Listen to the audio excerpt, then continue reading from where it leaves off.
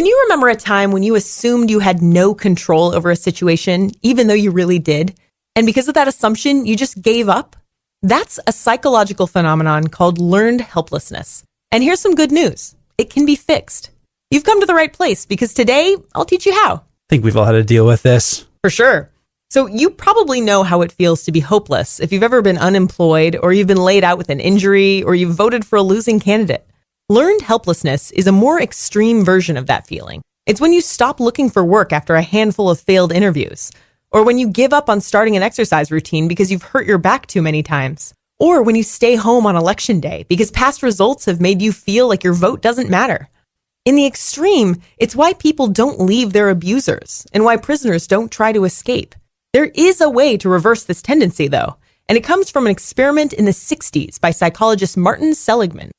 When he was a young graduate student, he worked on a study on Pavlovian responses in dogs. You know how you can teach dogs to drool when they hear the sound of a bell because they associate the bell with food?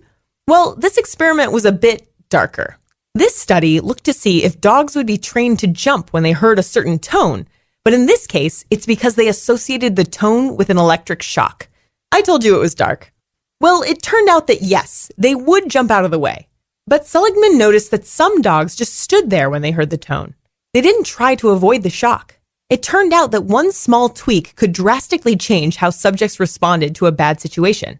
If dogs had their first shocks in a situation where they could get away, even if they were trapped for future shocks, they put in a lot more effort to avoid them.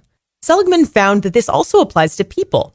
The way we interpret bad situations has a big impact on our depression risk. If you think that bad things will keep happening and you're always to blame, you're more prone to depression. But if you think your bad situation will go away soon and that it wasn't your fault, you tend to have a better outlook on life overall. In a 1995 study, Seligman and his team came up with an idea called learned optimism, which therapists use in cognitive behavioral therapy. The trick is to reframe your thoughts to be less pessimistic and self-blaming. So the next time you think you have no control, think about this. Maybe that's just the story you're telling yourself. Maybe you really do have control. The moment you give up, you've learned to be helpless.